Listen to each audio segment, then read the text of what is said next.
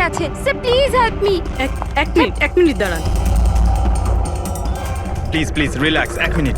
এখানে বসুন please save her life. Please. আপনি সেভ হার এক লাইফ। মিনিট, আপনি বসুন আগে প্লিজ। এই নিন।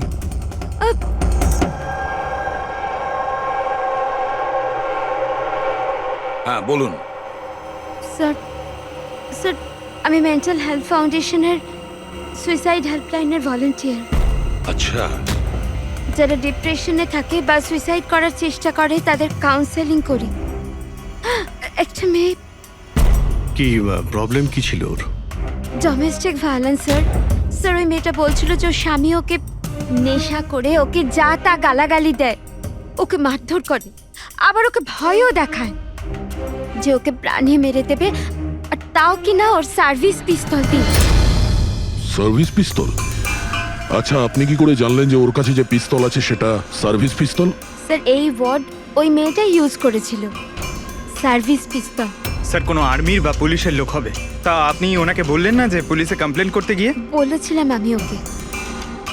হাসতে থাকলো, বললো পুলিশ ওকে কোনোভাবেই হেল্প করতে পারে না। আজ ও সুইসাইড করতে চলেছে।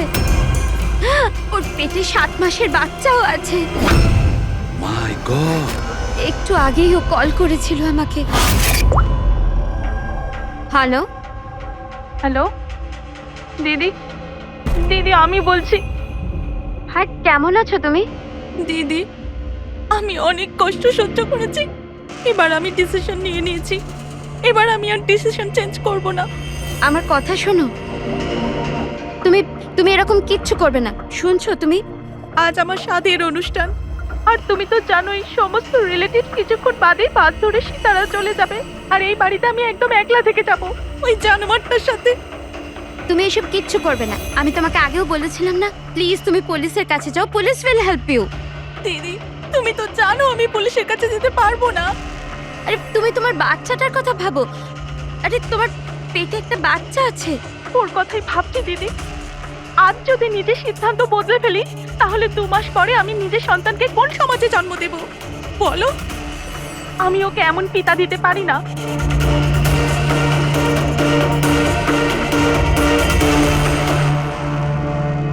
আচ্ছা, আপনি কি ওনার নাম্বারটা দিতে পারবেন? না স্যার, আমাদের সব কল এনক্রিপ্টেড হয়। ও না তো আমার কাছে পেশেন্টের না নাম আছে না নাম্বার। পেশেন্টের আইডেন্টিটি সিক্রেট থাকে। হ্যাঁ হয়তো তারপর কেউ কলই করবে না, এটা ভেবে যে তাদেরকে নিয়ে মজা করা হবে। স্যার এই নাম্বারটা জানার জন্য তো কোর্টের অর্ডার লাগবে স্যার। না অভিজিৎ, তাতে সময় চলে যাবে। অত সময় নেই আমাদের কাছে। ওই বেচারি মহিলা এতদিন ধরে অত্যাচারিত হচ্ছে, তাছাড়া ওনার পেটে 7 মাসের বাচ্চা রয়েছে। তার উপরে আমাদের কাছে ওর ব্যাপারে কোনো তথ্যই নেই স্যার। এই ডায়েরিটা আছে আমার কাছে, ও আমাকে যে কল করে তার সব ডিটেলস আছে। আমার স্টাডির জন্য আমি নোটস বানাই, হয়তো এটা আপনাদের কোনো কাজে লাগবে। দেখি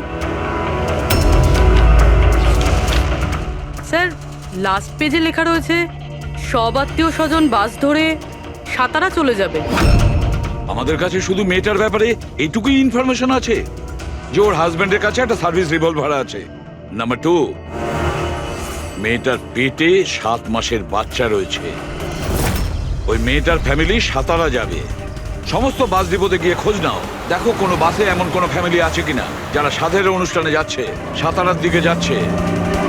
শহরের যত গাইনোকোলজিস্ট আছে প্রত্যেকের লিস্ট বের করো, আর দেখো এমন কোন পেশেন্ট আছে যে 7 মাসের প্রেগনেন্ট। স্যার এটাই শেষ বাস ডিপো যেখান থেকে সাতারার বাস যায়।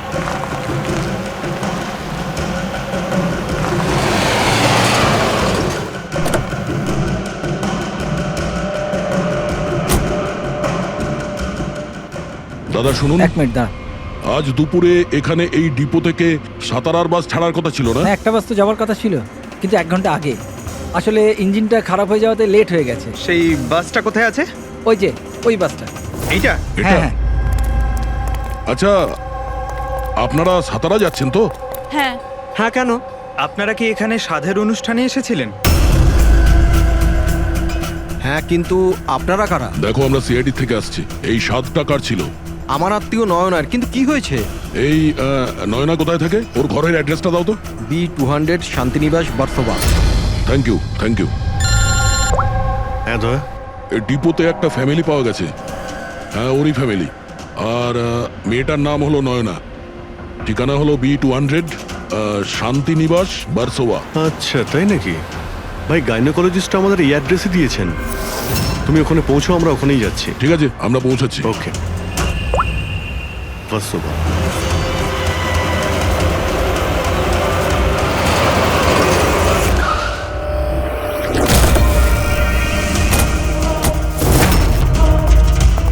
এক্সকিউজ মি, আমরা সিআইডি থেকে আসছি। এই নয়না কোথায়? সিআইডি? হ্যাঁ, স্যার, ওপরে গিয়ে ডান দিকে। কিন্তু কি হয়েছে? কি হয়েছে স্যার?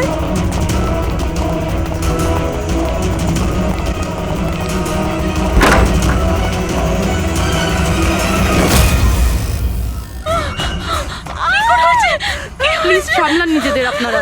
কি করছেন কি? শান্ত হন আপনারা। এটা কি হয়ে গেল? ও সুইসাইড করেই নিল। গুলি চিনের নিচের থেকে উপরের দিকে গেছে। স্যার, অনেকটা রক্ত বেরিয়েছে। মনে হচ্ছে অনেকটা সময় কেটে গেছে। পিছনে সরো। কি হলো? দাদা দেখ দাদা। নয়না,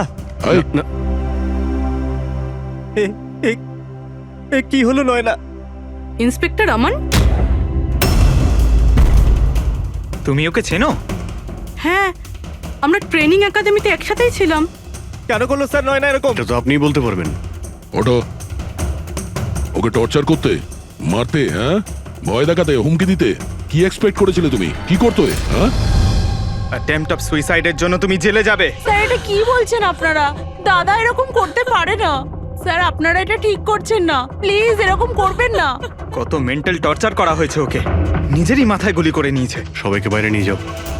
চলো তুমি বাইরে চলো। নয়না, চলো suicide করতে চলো পারে না। চলো চলো সবাই চলো। প্লিজ চলো, বেরো। প্লিজ। চলো বাইরে যান বলছি। চলো বেরো, চলো চলো।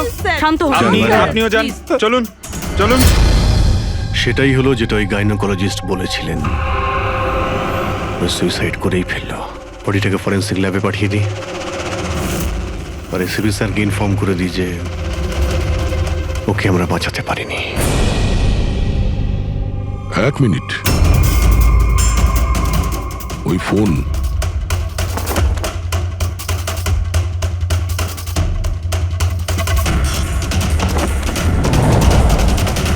কিন্তু কোথায় যেতে পারে? আচ্ছা, ওনার ফোন কি কেউ দেখেছেন কোথাও? আপনি জানেন? কেউ দেখেছেন কি? হ্যাঁ, স্যার, আমি ফোন করছি ওর নাম্বারে।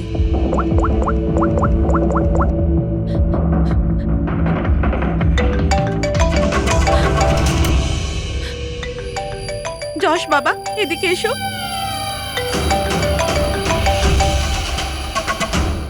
ফোন তোমার কাছে দাও।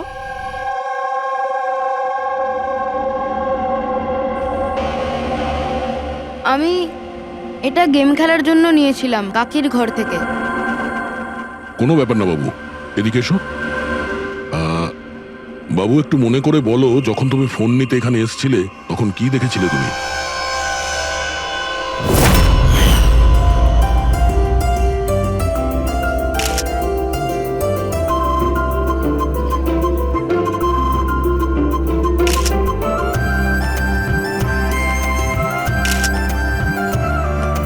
নয়না কত খুশি লাগছে, তাই না? কাকি আমার সাথে মোবাইলে গেম খেলবে? গেম? এখন এখন তো এত লোকজন আছেন, আর আমার ফোনটাও আমার ঘরেই পড়ে আছে, তো এখন তো খেলতে পারবো না, কিন্তু পরে খেললে হবে। হ্যাঁ। এখন না, তুমি গিয়ে ফ্রেন্ডসদের সাথে খেলো, ওকে? ঠিক আছে। যাও। আরে দাদা, বৌদির সাথে গিয়ে ফটো তুল না। হ্যাঁ, আমি যাচ্ছি।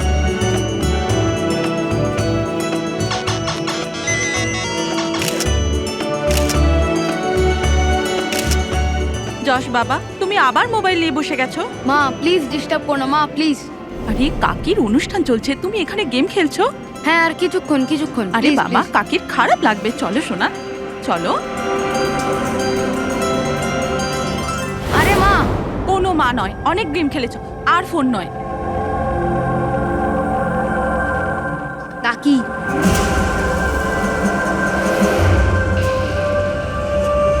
যশ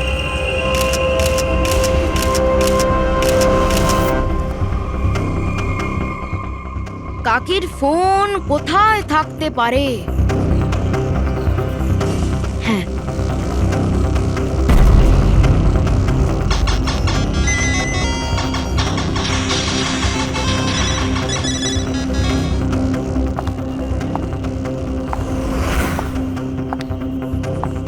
কাকি চলে এসছে। কিন্তু এরপর তুমি ফোনটা ফেরত কোথা থেকে পেলে? এখানে বাইরে পড়েছিল। থ্যাংক ইউ বাবু, তুমি আমাদের অনেক সাহায্য করলে।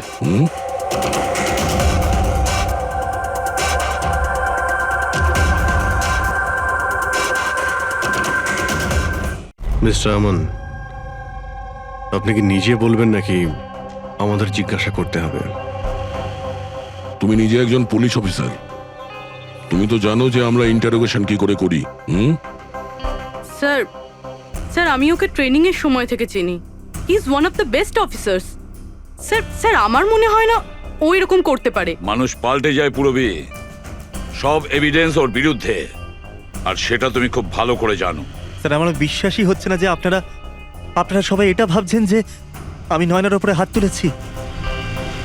খুব ভালোবাসতাম স্যার আমি ওকে, ওর সন্তানের বাবা হতে চলেছিলাম স্যার আমি। আর আমি ওকে কি করে... হ্যাঁ, তুমি ওকে টর্চার করেছো, আর সেই জন্য বেচারি ডিপ্রেশনে চলে গেছিল। ভুল বুঝছেন স্যার আপনি, ও ডিপ্রেশনে ছিলই না। সবসময় হাসি খুশি থাকতো, সবসময় আনন্দে থাকতো। মানে ও সুইসাইড কি করে করতে পারে স্যার? আরে তাহলে সে মেন্টাল হেলথ ফাউন্ডেশনে বারবার ফোন কেন করতো? বিগত কয়েক মাসের মধ্যেই 10টা কল। আমার এই বিষয়ে কোনো আইডিয়া নেই। কল করে উনি হয়তো ডিলিট করে দিতেন, সেই জন্য হয়তো আপনার কোনো আইডিয়া নেই। স্যার দাদা এরকম করতে পারে না। ও তো নয়নাকে খুব ভালোবাসতো, আর নয়না তো খুশিই ছিল। যদি তোমার স্ত্রী খুশিই ছিল, তাহলে ও হেল্পলাইন নম্বরে ফোন করে কেন বলেছে যে তুমি ওকে টর্চার করো, ওকে মারো, ওকে ধাক্কা দাও? কেন আমান, উত্তর দাও। পুরবি ওর কাছে কোনো উত্তর থাকলে তো দেবে। ওর টর্চারের কারণে বেচারি ডিপ্রেশনে চলে গিয়েছিল, আর তারপরে ও সুইসাইড করে। ডিপ্রেশনে প্রায়শই কোনো লোক নিজের দুঃখের কথা শেয়ার করে না। হতে পারে এর জন্যই নয়না যে কতটা প্রবলেমে ছিল কেউ কিছু জানতেই পারেনি। পুরবি অ্যাটলিস্ট তুমি তো আমাকে বিশ্বাস করো, you know me well. Nayana কখনো সুইসাইড করতে পারে না, কখনো সুইসাইড করবে না। ব্যাস, নিয়ে যাও একে। চলো। আপনি আমার কথাটা তো শুনুন, নয়না কখনো সুইসাইড করতে পারে না। চলো স্যার আমার কথাটা চলো, শুনুন স্যার, চলো। নয়না সুইসাইড করেনি। স্যার আমার কথাটা শুনুন স্যার একবার।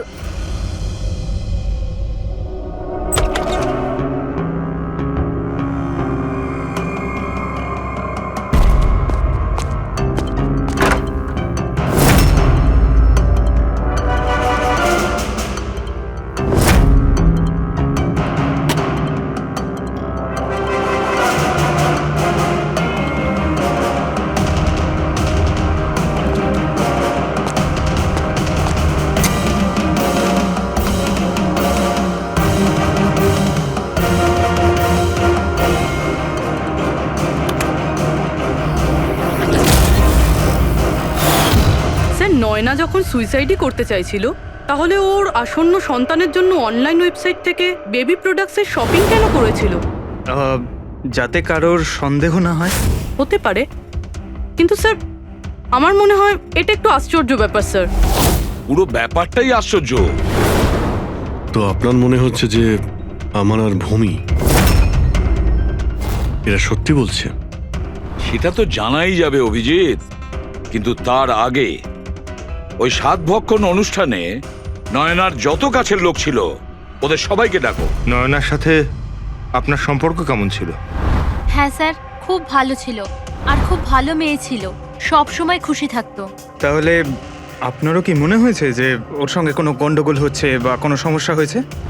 আমরা অনেক কথা বলতাম, কিন্তু কখনো মনে হয়নি যে ওর হাজবেন্ডের সাথে বা বিয়ে নিয়ে কোনো প্রবলেম ছিল। শোনো বাবা, তোমার কাকিমাকে কেমন লাগতো? ভালোবাসতেন তোমায়? হ্যাঁ, কাকি আমাদের বাচ্চাদের খুব ভালোবাসতো, আর আমাকেও খুব ভালোবাসতো। উনি ওনার ফোনে আমায় গেমও ইনস্টল করতে দিয়েছিল। আচ্ছা, কাকিমা কখনো তোমাকে এমন কোনো কথা বলেছিল, যেমন ওনার তোমার কাকার সাথে কোনো ঝগড়া হয়েছে অথবা ঝামেলা হয়েছে, এরকম কিছু? না, কাকি প্রেগনেন্ট ছিল তো, তাই জন্য উনি তাড়াতাড়ি রেগে যেতেন। আর মাই আমায় বলেছিল যে আমি যেন ওনাকে বিরক্ত না করি। আচ্ছা, নয়নার ব্যবহারে আপনার মানে কোনো সন্দেহ হয়েছিল? না, একদমই না। ও তো খুব খুশি ছিল, পুজোতে ফাংশনে ডান্সও করেছিল। ইনফ্যাক্ট অনেক বেশি এক্সাইটেড ছিল নিজের ফটোশুট নিয়ে। আর কোনো ছবি আছে? স্যার নয়না যতগুলো ফটো সব এর মধ্যেই আছে। ঠিক আছে, এগুলো আমরা রেখে দিচ্ছি। এখন আপনি আসতে পারেন। Thank you very much. Thank you sir. Sir, সবকিছু শোনার পরে আমার তো মনে হচ্ছে যে এ এমন সত্যি কথাই বলছে। ওর ওয়াইফ যদি এত আনন্দেই থাকে তাহলে সুইসাইড কেন করতে গেল? সেটাই তো, সুইসাইড কেন করবে? গোলমাল আছে অভিজিৎ, কিছু না কিছু গোলমাল আছে। রাধার যে কটা ইনফরমেশন দেওয়ার ছিল সব দিয়ে দিয়েছে, তবু বুঝতে পারছি। একটা কাজ করো, ওই মেন্টাল হেলথ ফাউন্ডেশনে গিয়ে ওই নয়নার ব্যাপারে যা কিছু জানতে পারবে বের করে নিয়ে এসো। ওখানকার অপারেটরদের সঙ্গেও কথা বলো, খুঁটিয়ে খুঁটিয়ে ইনফরমেশন বের করো। হয়তো এমন কোনো কথা ও জানতো নয়নার ব্যাপারে যেটা আমাদের কাজে লাগবে।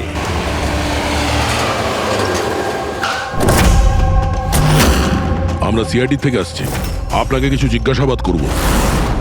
এই নাম্বারটা থেকে আপনার ফাউন্ডেশনে একজন লেডি ফোন করতেন, উনি সুইসাইড করেছেন। এর পুরো ইনফরমেশন চাই আমাদের। কবে কল করেছিল, কতবার করেছিল, কখন করেছিল, পুরো ডিটেল। আমি এক্ষুনি চেক করছি।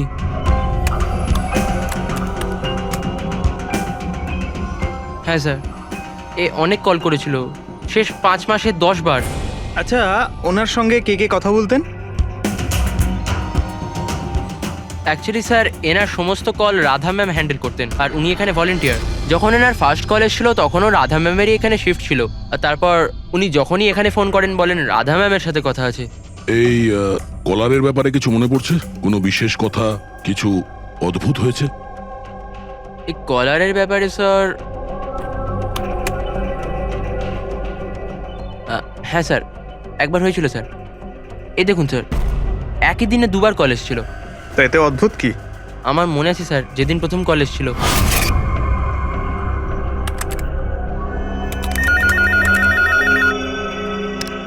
Hello, how may I help you? Hello, আমি রাধা ম্যাডামের সাথে কথা বলতে চাই। হ্যাঁ, শিওর। হ্যালো রাধা ম্যাম, আপনার জন্য কল। কিছুক্ষণ বাদে ওই নাম্বারটা থেকে আবার কল এসেছিল। Hello, how may I help you? Hello, আমি নয়না বলছি। আর কিছুক্ষণ আগে আমার নাম্বার থেকে আপনার কাছে কল এসেছিল, আর 7 মিনিট কথাও হয়েছে। আপনি প্লিজ আমাকে বলবেন আপনি কোথা থেকে বলছেন? ম্যাম, এটা মেন্টাল হেলথ ফাউন্ডেশনের হেল্পলাইন নাম্বার। আমরা সেই সমস্ত মানুষের হেল্প করি যারা ডিপ্রেশনে পড়ে সুইসাইড করার চেষ্টা করে। What? Suicide helpline? Yes ma'am. অন্য কলাররা স্যার নিজের নাম কখনোই বলে না, কিন্তু ইনি প্রথমে নিজে থেকেই বলে দিলেন। স্যার, নয়না নিজের নাম কখনো রাধাকে বলেনি, তাহলে ও হঠাৎ করে বলতে যাবে কেন? আমরা এই নম্বরের কল হিস্ট্রিটা চাই। 1 মাস আগে নয়নার ফোন থেকে কেউ একজন হেল্পলাইনে ফোন করেছিল, আর এই হলো তার রেকর্ড।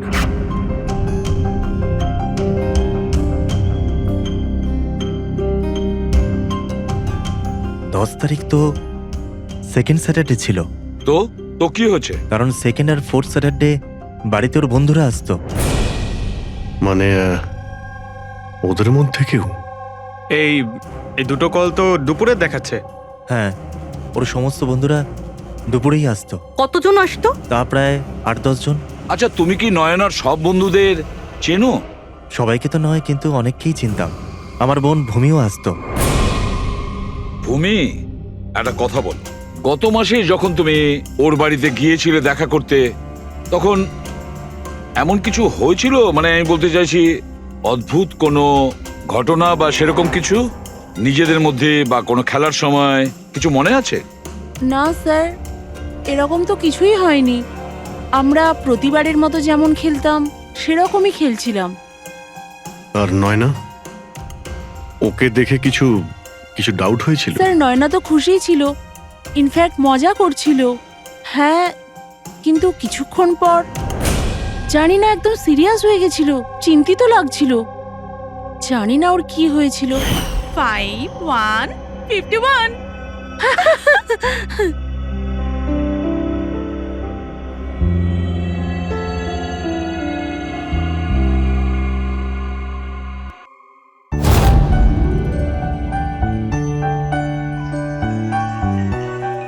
মনে হচ্ছে এর যে হবু বাচ্চা হবে না, সে খুব লাকি।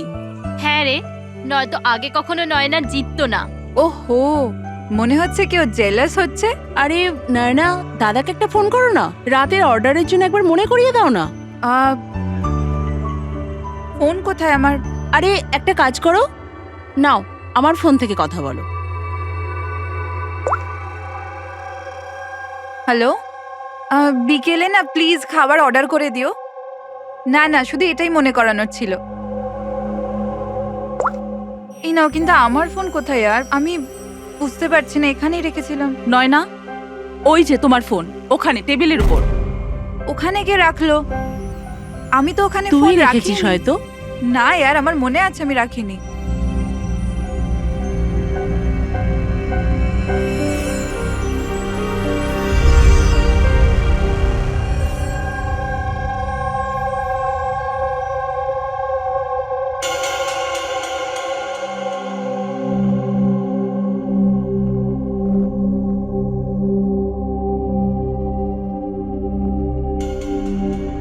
কে কল করেছিল? কি হলো? হ্যাঁ, তুই ঠিক আছিস তো? হ্যাঁ, কেন? জানভি, তোর কোনো টেনশন নেই তো? না, কোনো প্রবলেম নেই। কেন?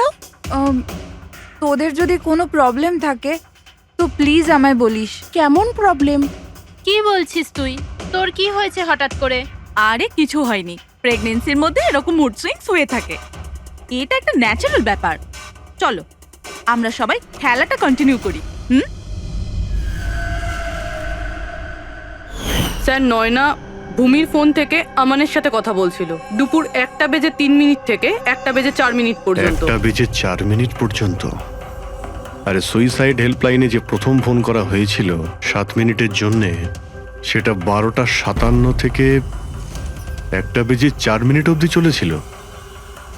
আর সেকেন্ডটা 1:20 থেকে 1:21 পর্যন্ত। তার মানে অভিজিৎ, ওই 7 মিনিটের কলটা নয়না নিজে করেনি। কারণ ওই সময় নয়না আমানের সাথে কথা বলছিল ভূমির ফোন থেকে। এক্স্যাক্টলি। তার মানে ওই ফোনটা নয়নার কোনো বন্ধুই হয়তো করেছিল। আপনি কাউকে দেখেছিলেন ওর ফোন তুলতে বা ওর ফোন ব্যবহার করতে? না, আমি তো কাউকে দেখিনি। তার মানে ওই কলটা অন্য কেউ করেছিল। আর স্যার, নয়না যখন ওর ফোনটা খুঁজে পায় আর ওখানে লাস্ট ডায়াল আননোন নাম্বারটা চেক করে, আর তারপর যখন ওই নাম্বারে ফোন করে তখন ও জানতে পারে যে ওটা কোনো সুইসাইড হেল্পলাইনের নাম্বার।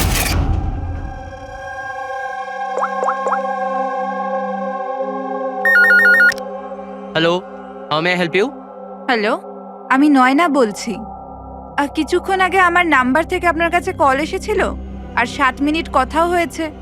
আপনি প্লিজ আমাকে বলবেন আপনি কোথা থেকে বলছেন? ম্যাম, এটা মেন্টাল হেলথ ফাউন্ডেশনের হেল্পলাইন নাম্বার। আমরা সেই সমস্ত মানুষের হেল্প করি যারা ডিপ্রেশনে পড়ে সুইসাইড করার চেষ্টা করে।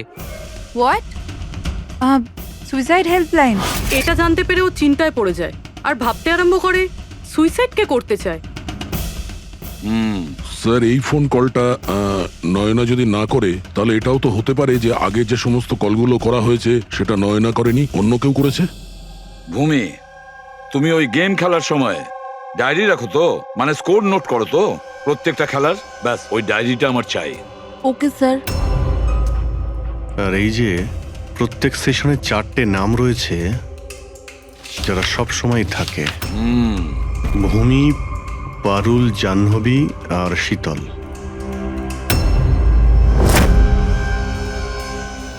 রাধা, একবার চেষ্টা করে দেখো, এই 3 জনের কথা শোনো। দেখো, এই 3 জনের মধ্যে কেউ কি তোমার সঙ্গে কথা বলেছিল? আমি এসব কেন করব? আমি আমার লাইফে খুব খুশি। আমি সুইসাইড কেন করব? যদি আমি ফোন করতাম তো নিজের ফোন থেকে করতাম, নয়নার ফোন থেকে কেন?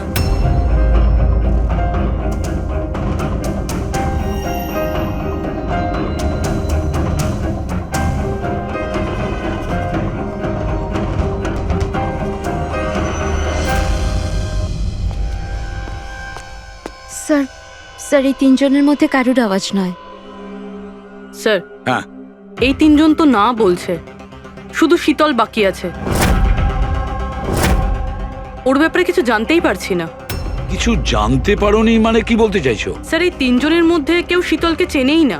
জাহ্নবী বলল শীতলের সাথে নয়নার গাইনোকোলজিস্টের চেম্বারে দেখা হয়েছিল, আর ওখানে ওদের বন্ধুত্ব হয়ে যায়। শীতলকে এদের মধ্যে কেউই পার্সোনালি চেনে না। কোনো ব্যাপার না, ওই তিনজনের হেল্প নিচ্ছি আমরা।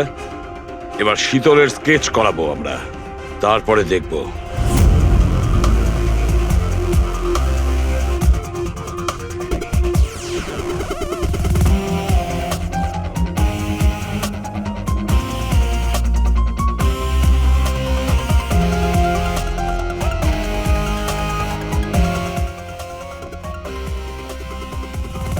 ডক্টর মিনা, এই স্কেচটা একটু মন দিয়ে দেখুন। আচ্ছা, এই মেয়েটা আপনার এখানে চিকিৎসা করাতে আসতো? I don't think so. আমার তো মনে পড়ছে না যে এরকম কোনো লেডি আমার কাছে কোনোদিন এসেছিল। কে ইনি? এর নাম শীতল। আমরা এটা বুঝতে পারি যে আপনার এখানে এত পেশেন্ট আসে যে এই সমস্ত পেশেন্টের নাম মনে রাখা তো মুশকিলের ব্যাপার। রাইট, বাট আমি আমার সব পেশেন্টদের পার্সোনালি চিনি, অ্যান্ড আই এম শিওর শীতল নামের কোনো পেশেন্ট আমার কোনোদিন ছিলই না। আচ্ছা, এই যে আপনার ক্লিনিকে সিসিটিভি ক্যামেরা লাগানো রয়েছে, এর ফুটেজ আমরা পেতে পারি? I don't think so, because ওটার স্টোরেজ ফুল হয়ে গেছিল, তাই আমাদের ডিলিট করতে হয়েছিল। ওকে, এনিওয়ে, থ্যাংক ইউ।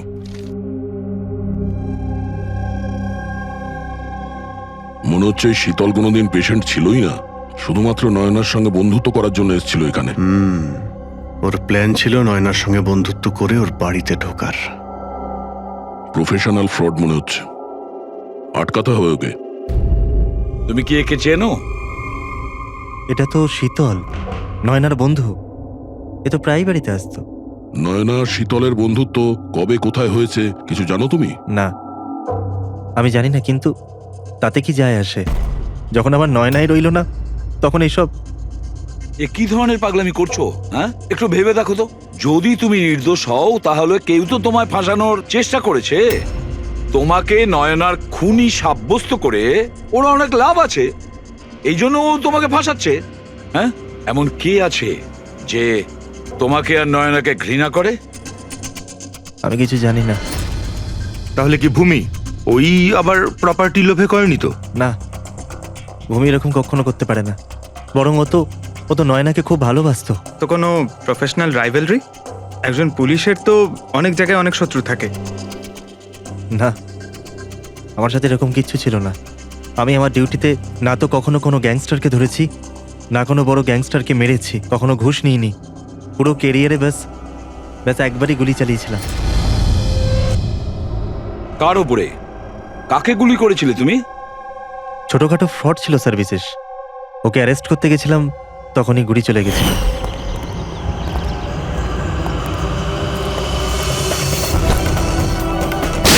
বিশেষ খবরদার ইন্সপেক্টর।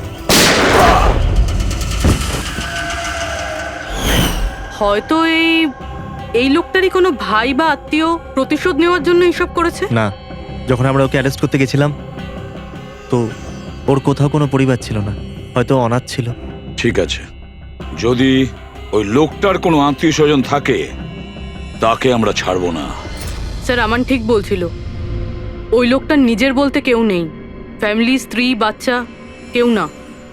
তাহলে প্রতিশোধ কে নিচ্ছে? বাড়ির লোক নয়, কোনো বন্ধু হতে পারে। বন্ধুরা হয়তো প্রতিশোধ নিয়েছে। বন্ধুত্বের জন্য কে আজকাল নিজের প্রাণের ঝুঁকি নেয় স্যার? এসব তো শুধু গল্পের বইতেই দেখা যায়। নন্টে ফন্টে, হাবলু ঘাবলু, এখন এসব কোথায় স্যার? এটা কি? স্যার একটা স্টোরেজ চুরির ঘটনায় বিশেষের সাথে আরো একটা নাম আছে, রেখা। রেখা? দুজনে মিলে অনেক চুরি করেছে। এদের ফটো দেয়নি কেন? স্যার এরা তো ছদ্মবেশে চুরি করতো, হয়তো এই জন্যে। আর যখন বিশেষ মারা যায় তখন হয়তো এই জুটিটা ভেঙে যায় আর এই রেখা একা হয়ে যায়। রেখা? আমি জানি এই রেখা কে। স্যার আমাদের ইনফর্মার এই বাড়িটার অ্যাড্রেসে দিয়েছিল।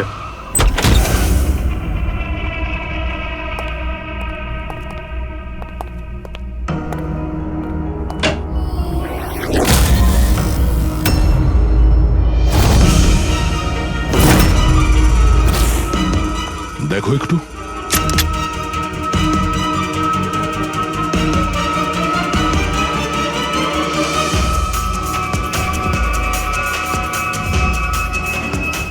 স্যার মারা গেছে। একটু উল্টা ওকে। শীতল? আমাদের সন্দেহ ঠিকই ছিল, শীতলই রেখা। কিন্তু স্যার আমরা তো ভাবছিলাম যে এসব শীতল করছে। পঙ্কজ, অন্য কেউ আছে এর পেছনে। ও জানতে পেরে গেছিল যে আমরা শীতলের কাছে যে কোনোভাবেই হোক পৌঁছে যাব।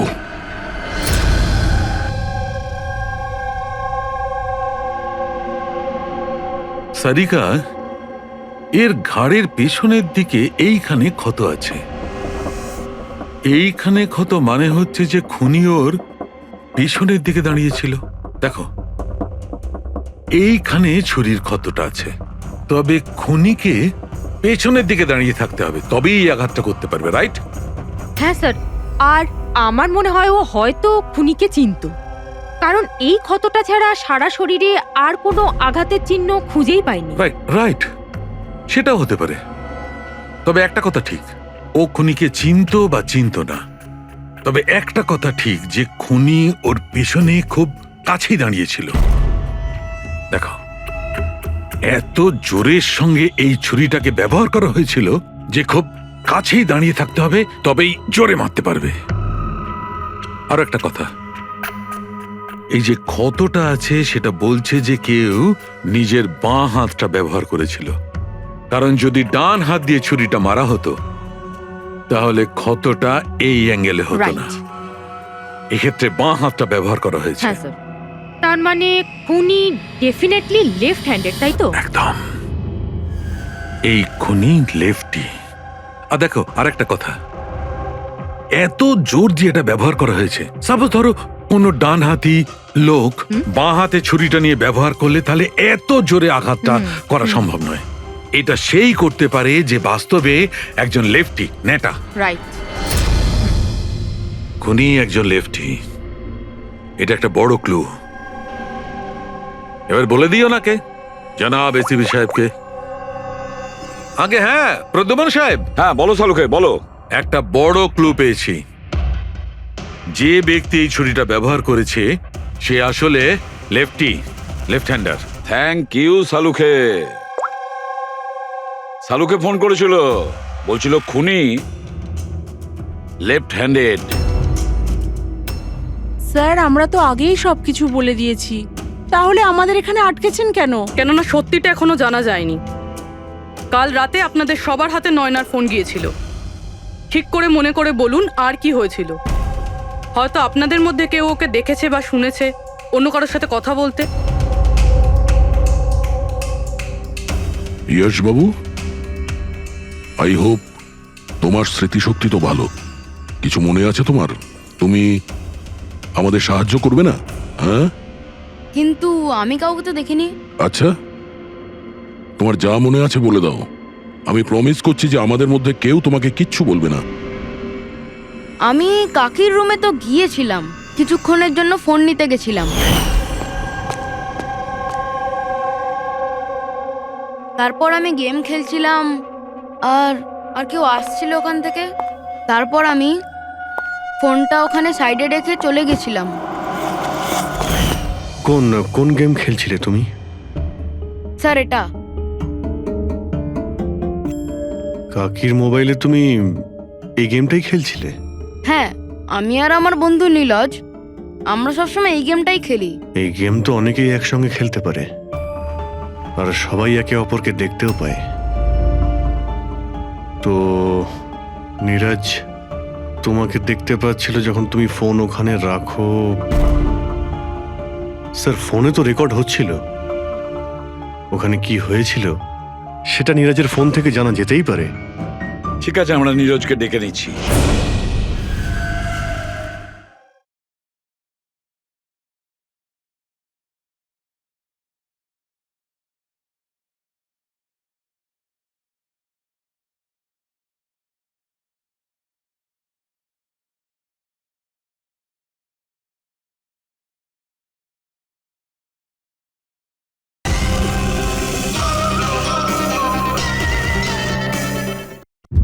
দেখো বাবা, ঘাবড়াবে না। এখানে আমরা সবাই তোমার বন্ধু। শুধু কিছু জিজ্ঞেস করার আছে ইনফরমেশনের জন্য। যে গেম তোমরা খেলো না মোবাইল থেকে, সেগুলোর ব্যাপারে। যখন তুমি নিজের মোবাইলে গেম খেলছিলে তোমার বন্ধুর সাথে, তখন তুমি ওকে দেখতে পাচ্ছিলে তো? হ্যাঁ। আচ্ছা, আর একটা কথা বলো, যখন তুমি ওকে দেখতে পাচ্ছিলে তখন কি তুমি ওর পেছনে কাউকে দেখেছিলে? না, শুধু যশই ছিল। 1 মিনিট স্যার, যখন যশ ফিরে এলো না ততক্ষণ স্ক্রিন লক হয়নি। স্ক্রিন লক হয়নি মানে? স্যার মানে গেম অ্যাক্টিভ ছিল, আর যখন গেম অ্যাক্টিভ থাকে তখন ও নিজে নিজেই স্ক্রিনশট নেয়। তাহলে তখনও নিশ্চয়ই নিয়েছে, আর প্রত্যেকটা স্ক্রিনশট ফোনে সেভ হয়ে থাকে। হ্যাঁ স্যার। দাও তোমার ফোনটা দাও। Thank you.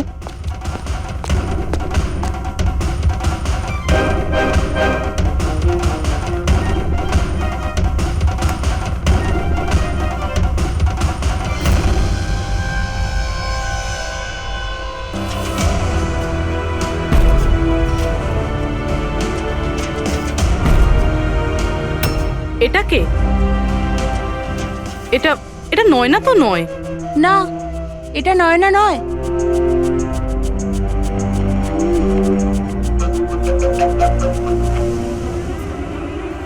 এক মিনিট পুরবি, একটু জুম করো এর উপরে।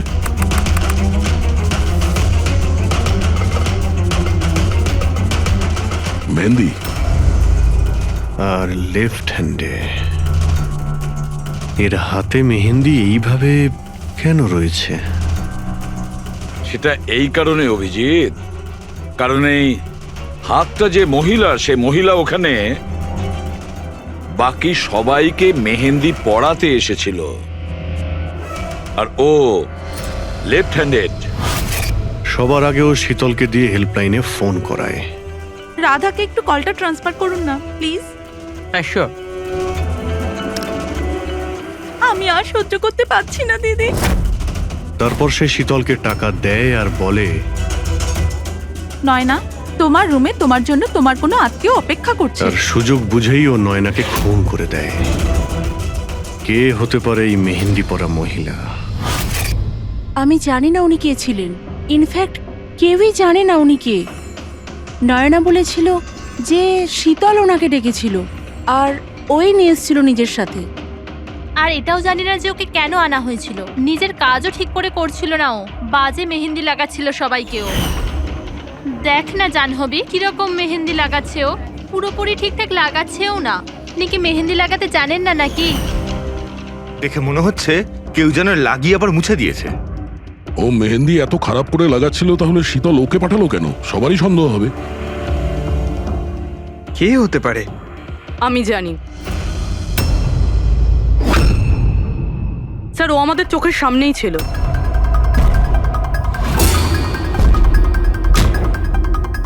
আর আমরা ওকে সন্দেহই করিনি।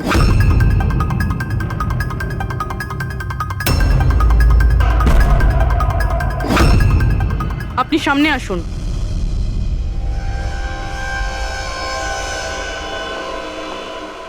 আপনার বা হাতটা দেখান।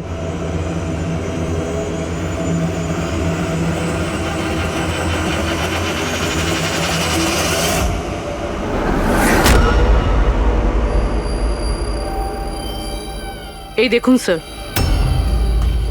রাধা দেবী? স্যার, আমি এনার ওই ডায়েরি অনেকক্ষণ ধরে দেখেছি। ওতেও কালি এভাবেই ছড়িয়েছিল যেভাবে ওনার মেহেন্দি রয়েছে।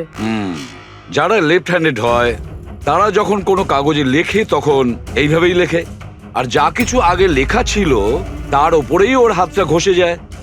ফলে ওই কালি বা রং হাতে লেগে যায় যেভাবে রাধার হাতে লেগে আছে, তাই না? কেন মারলে তুমি নয়নাকে? কি ক্ষতি করেছিল তোমারও? হ্যাঁ, কারণ তুমি আমার বিশেষকে মেরেছিলে। তুমি আমার বিশেষের প্রাণ নিয়েছিলে। আমি বিশেষকে ভালোবাসতাম। ওর বাচ্চার মা হতে চলেছিলাম আমি। আর তুমি তুমি এনকাউন্টারে ওকে গুলি মেরে দিলে। মেরে দিলে আমার বিশেষকে, মেরে দিলে তুমি বিশেষকে। আর সেই জন্য তুমি ঠিক করো তুমি ওর থেকে প্রতিশোধ নেবে। হ্যাঁ, যখন আমি জানতে পারলাম যে বিশেষ এই দুনিয়াতে নেই আর, তখন এই কষ্টে আমার বাচ্চা তো আমার পেটের ভিতরে মারা গেল। স্যার, এরই জন্যে তুমি আমার বাচ্চার প্রাণ নিয়েছো। যখন আমি জানতে পারলাম নয়না মা হতে চলেছে, তখন আমার মাথায় রক্ত চেপে গেল। যে যে সুখ আমি নিজে পেলাম না, সেটা সেটা আমি নয়নাকে কি করে দিতে পারি? মেরে দিলাম আমি নয়নাকে, মেরে দিলাম ওকে। তো সেই জন্য তুমি মেন্টাল হেলথ ফাউন্ডেশনে অ্যাজ আ ভলেন্টিয়ার তুমি কাজ করতে শুরু করেছিলে। আর শীতল তোমাকে না, তুমি শীতলকে কাজ দিয়েছো নয়নার সঙ্গে বন্ধুত্ব করার জন্য। হ্যাঁ, শীতলকে আমিই পাঠিয়েছিলাম নয়নার ঘরে, যাতে ও নয়নার ঘর থেকে আমাকে ফোন করতে পারে আমার হেল্পলাইন নাম্বারে। ও আমার ব্যাপারে লোককে জিজ্ঞাসা করে। আর সাধের অনুষ্ঠানে ওই শীতলই আমাকে নয়নার ঘরে ডেকেছিল। আর আর আমি ওখানেই ছিলাম। আমার পক্ষে আর সম্ভব নয় দিদি, আমি যাচ্ছি। এখন তোমার শেষ কাজটা করো, নিচে গিয়ে নয়নাকে এখানে পাঠাও। এখনই পাঠাচ্ছি। আর হ্যাঁ, মোবাইলটা বাইরে রেখে যাও। তোমার রুমে তোমার জন্য তোমার কোনো আত্মীয় অপেক্ষা করছে। ইমন তো এবার বুঝতে পারবে একলা হওয়ার যন্ত্রণা কি। এ তো হওয়ারই ছিল। একটা মায়ের থেকে তার বাচ্চাকে কেড়ে নিয়ে ও মা হতে চলেছিল। এই জন্যই আমি নয়নাকে মেরে দিয়েছি। আর তারপর চালাকি করে আপনি নিজে সিআইডির কাছে এলেন, যাতে আমাদের আপনার উপর সন্দেহ না হয় আর আমরা অন্য কাউকে সন্দেহ করি। আর যখন তুমি দেখলে যে আমরা ওকে অ্যারেস্ট করছি না, তখন তুমি শীতলকেও মেরে ফেললে সাক্ষী নির্মূল করার জন্য। রাধা, এটা কিরকম প্রতিশোধ নিয়েছো তুমি? আইন তোমাকে কোনোদিন ক্ষমা করবে না। তোমার তো কঠোর শাস্তি হবে। সারা জীবন ধরে জেলের গড়াদের পিছনে তোমাকে কাটাতে হবে।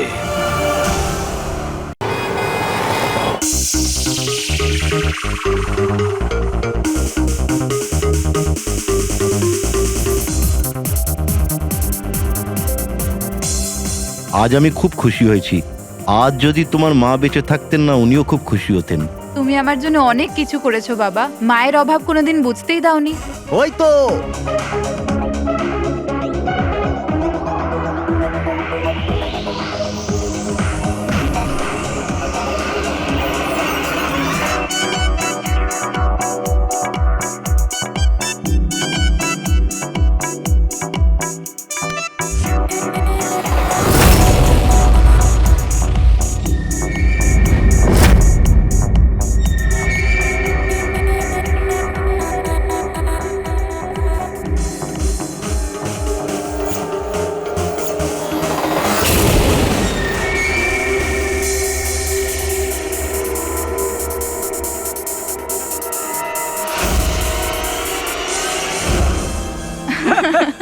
কি যে বলো। Excuse me. ইয়েস, বিয়ের জন্য শুভেচ্ছা। Thank you so much. আপনার পরিচয়? আপনাকেও। Thank you. চিরাগ, আরে মিউজিক বন্ধ করো। বাবা বাবু, কি চিরাগ, কে করেছে এমন? বাবা ও।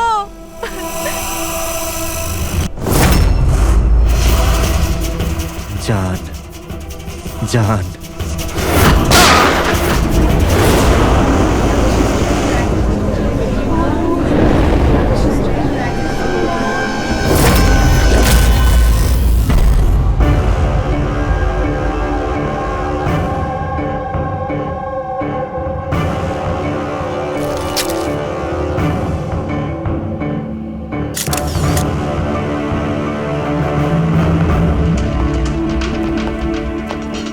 হ্যাঁ ফ্রেডি। স্যার, খুনটা এই করেছে আর নিজে আত্মহত্যা করেছে। আমি দুজনের বডি ফরেন্সিক ল্যাবে পাঠিয়ে দিয়েছি। জানতে পারলে সে কে?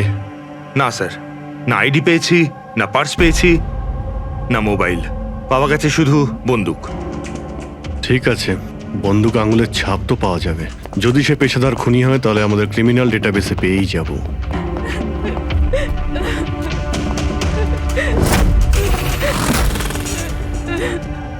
আচ্ছা, আপনারা তো খুনিকে পরিষ্কার দেখতে পেয়েছেন, কেউ কি চেনে তাকে? না স্যার, আমরা তো স্যার দেখিনি। কেউ চেনেন না ওকে? মানে ও বিনা নিমন্ত্রণে বিয়ের পার্টিতে এসেছিল? হ্যাঁ স্যার হতে পারে গুলি যে চালিয়েছে ওকে একতরফা ভালোবাসে এরকম কোনো প্রেমিক হতে পারে। দেখা যাক। বুঝতে পারছি এই সময়টা সঠিক সময় নয় তোমার সাথে কথা বলার জন্য, কিন্তু আমাদের জন্য এটা জানা খুবই দরকারি যে চিরাগকে গুলি কে মারলো। আমি জানি না যে ও কে ছিল। আমি ওকে প্রথমবার দেখেছি। চিরাগও জানতো না যে ও কে ছিল। এলো আর গুলি চালিয়ে চলে গেল। ওর কি দোষ ছিল বাবা? অদ্ভুত ব্যাপার, একজন লোক অচেনা কারোর বিয়েতে ঢুকে তাকে গুলি করে, তারপর সে ওইখানে সুইসাইডও করে। কোনো মেন্টাল প্রবলেম নিশ্চয়ই, মানসিক অবস্থা হয়তো ঠিক ছিল না, আর কিংবা এর জীবনেই হয়তো কেউ কোনোদিন একে ঠকিয়েছিল। যেই হোক, এই খুনের ফটোগুলো সব সোশ্যাল সাইট আর খবরের কাগজে দিয়ে দিই, কেউ না কেউ তো চিনেই ফেলবে।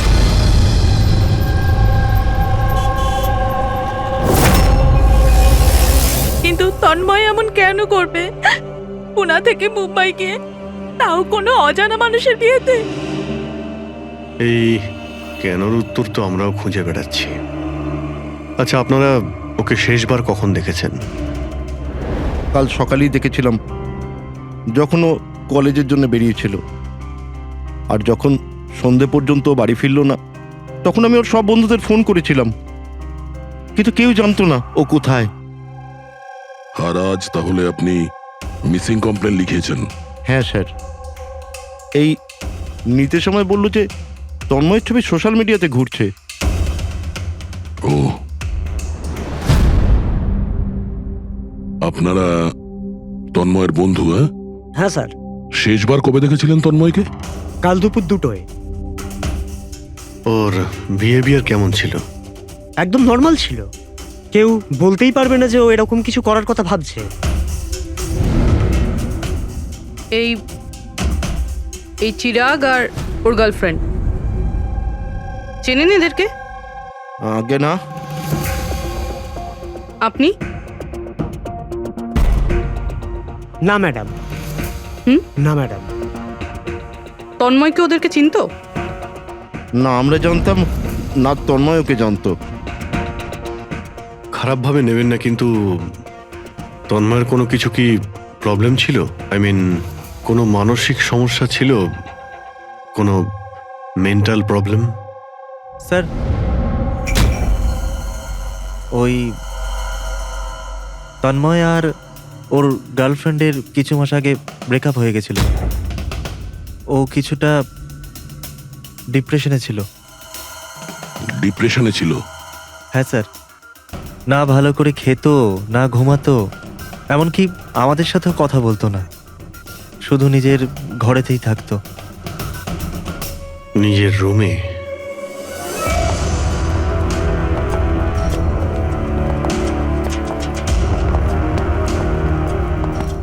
আপনারা এখানেই দাঁড়ান।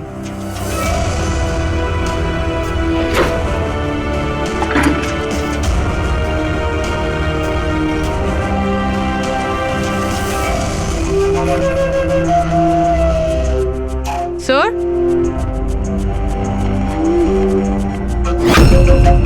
এটা কিসের চিহ্ন? আপনারা একটু ভেতরে আসুন। এই বেডের উপরে ছাপটা দেখুন। আমি জানি না স্যার, আগে কোনোদিন দেখিনি এই চিহ্ন। স্যার, আমরাও দেখিনি। এই তন্ময় বেডে চিহ্ন এঁকেছিল, এই চিহ্নের সঙ্গে এই খুনের আবার কোনো সম্পর্ক নেই তো?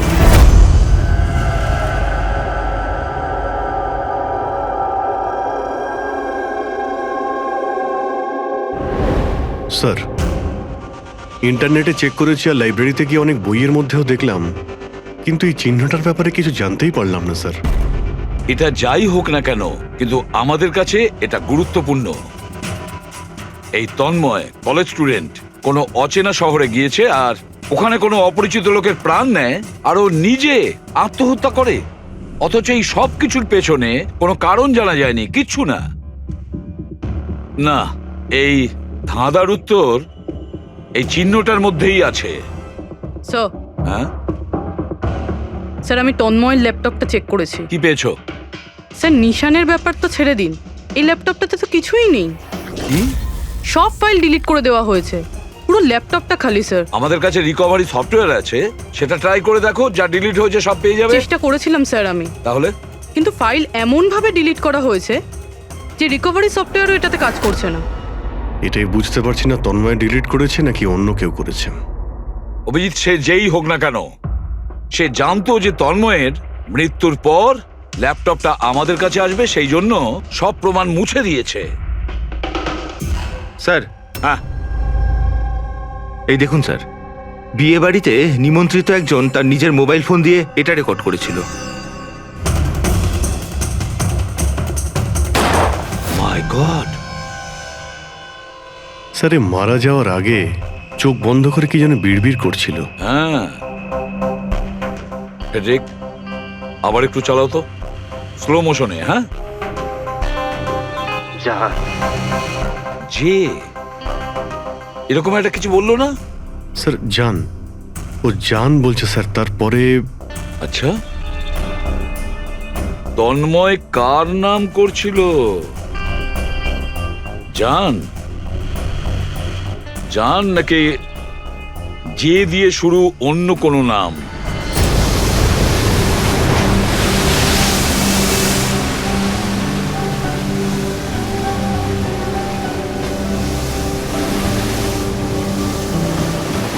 আরে আমরা কতদিন বাদে ঘুরতে বেরোলাম বল। ওহো,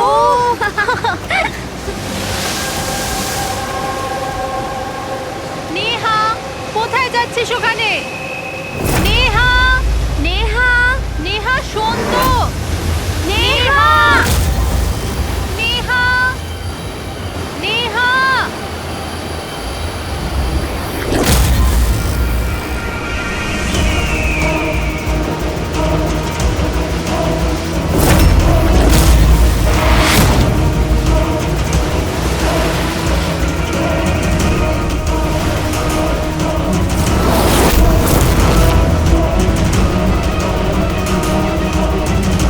নেহা, আপনি আমাকে চেনেন?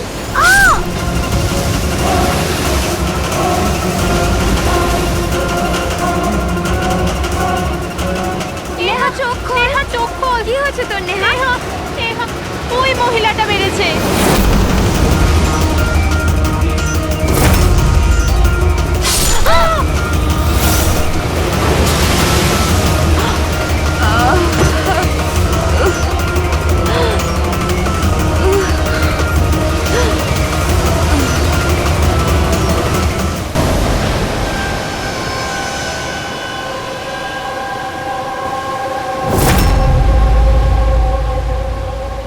পঙ্কজ, ওই দিকটা চেক করো। আপনারা একটু পেছনে সরে যান। দেখি প্লিজ, পেছনে সরে যান, সরে যান। পিছিয়ে যান আপনারা, সবাই পিছিয়ে যান প্লিজ। আচ্ছা, এই লাশটাকে প্রথম কে দেখেছিল? আমরা দেখেছি। আপনারা কি? স্যার, আমরা নেহার বন্ধু। এখানে ঠিক কি হয়েছিল বলুন তো? আমরা তিনজন আর নেহা নিচে ঘুরতে এসেছিলাম।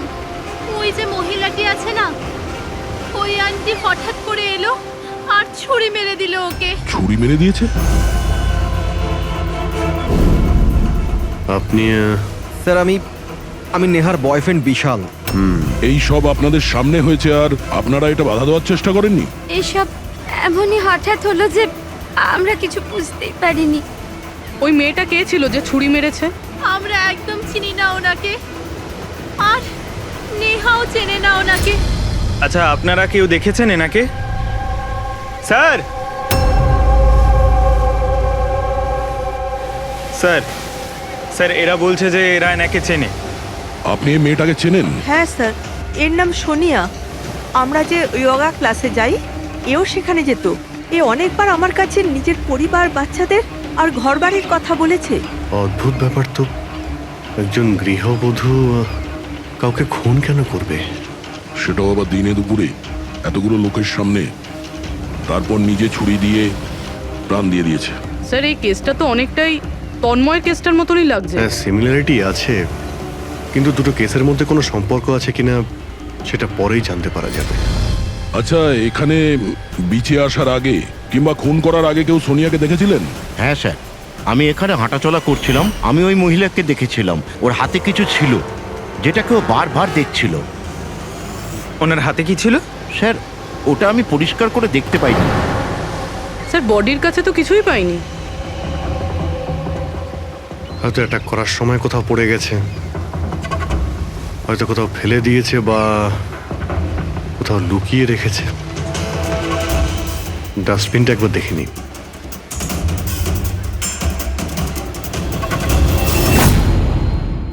হ্যাঁ পুরবি, কিছু পেলে কি? স্যার ডাস্টবিন থেকেই ফটোর টুকরোগুলো পেয়েছি, ওটাই জুটছি। 5 মিনিট। ঠিক আছে স্যার। হ্যাঁ স্যার, সোনিয়া যে কলোনিতে থাকে সেখানে গিয়ে জিজ্ঞাসাবাদ করেছি আমরা, কিন্তু ওখানে সবাই বলছে যে ও খুব ভালো আর দয়ালু মনের মহিলা ছিল।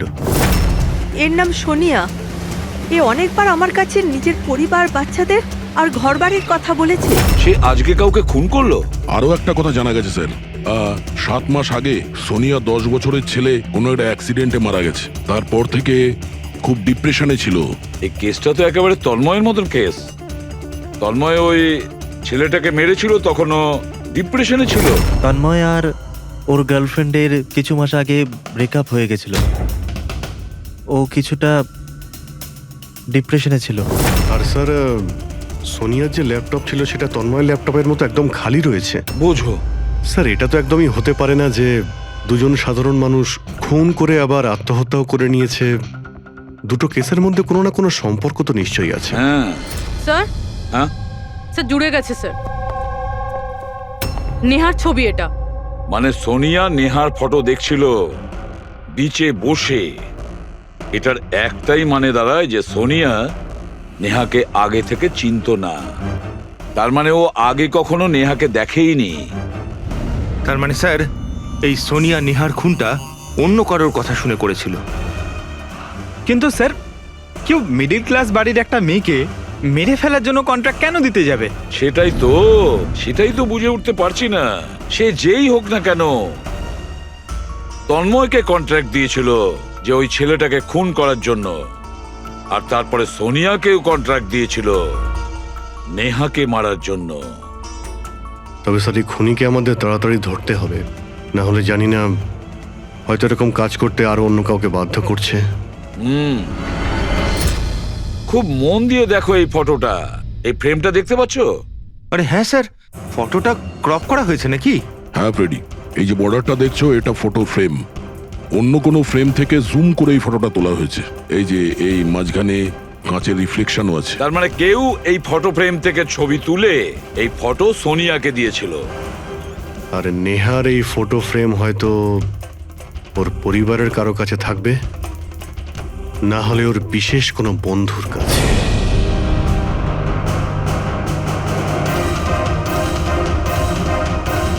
স্যার দুজন বন্ধুর বাড়িতে তো কিছুই পাইনি। নেহা 3 নম্বর বন্ধুর বাড়িতে দেখা যাক।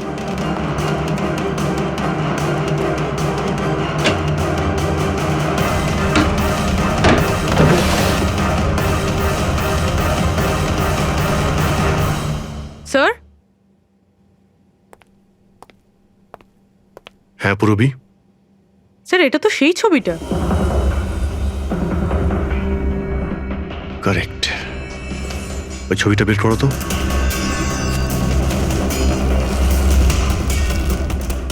ফ্রেমটাও এটাই, আর এই ছাদের রিফ্লেকশনও এতে দেখা যাচ্ছে। তাহলে এই হলো সেই। নেহার খুন তো সোনিয়াই করেছে না? তো আমাদের সবাইকে কেন ডাকা হয়েছে? যদিও নেহাকে খুন সোনিয়াই করেছে, কিন্তু নেহাকে খুন করার জন্য সোনিয়াকে অন্য কেউ কন্ট্রাক্ট দিয়েছিল, অন্য কেউ। আর সেই অচেনা ব্যক্তি এখন এই মুহূর্তে উপস্থিত আছে আমাদের মাঝে। কে ও? সে তুমিও হতে পারো। তুমি তুমি নাকি মায়া তুমি? আমি কেন খুন করব? ও তো আমার বেস্ট ফ্রেন্ড ছিল। এটাই তো আমরা জানতে চাইছি মিস বেস্ট ফ্রেন্ড। কেন তুমি নেহাকে খুন করিয়েছো? হোয়াট? মায়া তুমি? হ্যাঁ, ওর ঘর থেকেই আমরা এই ফটো ফ্রেমটা পেয়েছি। আর এই ফটোটা থেকেই নেহার ফটোটা ক্রপ করে দেওয়া হয়েছিল সোনিয়াকে কন্ট্রাক্ট দেওয়ার সময়। নেহার ছবি তো আমাদের সবার কাছে আছে, আর তাও ফ্রেম করে রাখা আছে। Then why me? সেটা এই কারণে মায়া, বাকিদের কাছে যে ফটোগুলো আছে না, তাতে তোমার ঘরের ছাদ নেই, ছাদের রিফ্লেকশন। তাড়াতাড়ি বলো। আমি মারতে বলেছিলাম নেহাকে, কারণ আমি বিশালকে ভালোবাসি। আর নেহা প্রথম থেকে এই কথাগুলো জানতো। নেহা আমার বেস্ট ফ্রেন্ড ছিল, ও আমার ফিলিংস নিয়ে একটুও ভাবেনি। এরা দুজন বিয়ে করতে চলেছিল। কিন্তু মায়া তুমি এটা কেন করলে? তুমি জানোই তো যে আমি নেহাকে কতটা ভালোবাসি, তাই না? যদি আমি নিজের ভালোবাসা না পাই, তো অন্য কেউ সেটা পাবে না। তার জন্য আমি ইন্টারনেটে নেহা বিশালকে আলাদা করার আলাদা আলাদা উপায় খুঁজতে লাগলাম। একদিন কেউ আমাকে অনলাইন কন্ট্যাক্ট করলো আর বলল ডার্ক ওয়েবে একটা সিক্রেট ওয়েবসাইট আছে, যদি সেখানে আমরা টাকা দিই যে কারুর খুন করাতে পারি। ওই ওয়েবসাইটের নামটা কি?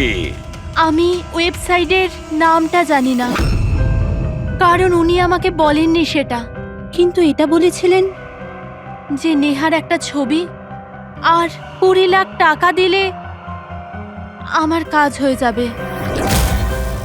তার জন্য আমি আমার মায়ের হীরের হারটা বেচে দিয়েছি আর ওনাকে টাকা দিয়ে দিয়েছি। ওই লোকটার সঙ্গে তুমি দেখা করেছিলে? না স্যার, কারণ উনি বলেছিলেন ব্যাগে টাকা আর নেহার ছবি রাখার জন্য, আর আর রাস্তায় রেখে দিতে, আর স্পেশালি বলেছিল পেছন ফিরে না দেখতে। ব্যাস, আমি তো সেটাই করেছি। স্যার, এটা কেমন ওয়েবসাইট যেটা প্রকাশ্যে কাউকে খুন করার কন্ট্রাক্ট নিয়ে থাকে? জানি না, কিন্তু তন্ময়ের বাড়ি থেকে যে চিহ্নটা পেয়েছি, ওই চিহ্নের সঙ্গে নিশ্চয়ই এই ওয়েবসাইটের কোনো না কোনো সম্পর্ক আছে। আমায় ক্ষমা করে দিন স্যার, আমার খুব বড় ভুল হয়ে গেছে। আমার নিজের বন্ধুকে মেরে ফেলা উচিত হয়নি। ভুল নয়, তুমি অপরাধ করেছো। ইন্টারনেটে এরকম অনেক কেউ আছে যে তোমাদের মতো বোকাদের কাজে লাগিয়ে টাকা ইনকাম করে। এদের থেকে সবসময় সাবধান থাকা উচিত। আমার ভুল হয়ে গেছে, প্লিজ ক্ষমা করে দিন। মায়া, ক্ষমা করলে আইন তোমাকে করবে, কিন্তু তোমাকে আমাদের সাহায্য করতেই হবে, বুঝেছো?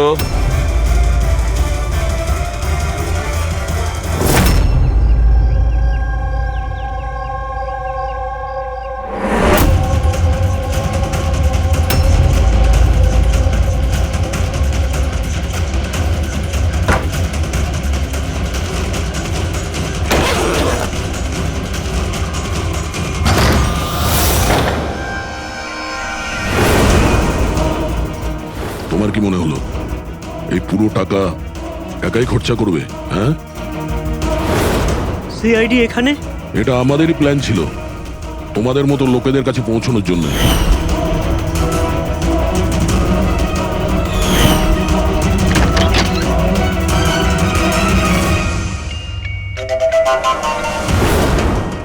এই এই এই কি আছে? ছিল এ? মুখ খোল, মুখ মুখ খোলো। খোল। মুখ খোলো। এই এ তো মরে গেল। স্যার, এর নিশ্চয়ই কোনো বস আছে স্যার, ওই ওয়েবসাইটের, যারা মানুষকে মারার কন্ট্রাক্ট নেয় স্যার। ও, মনে হচ্ছে এই ভয়েই ও আত্মহত্যা করে ফেললো। একটু দেখো এখানে কিছু পাওয়া যায় কিনা।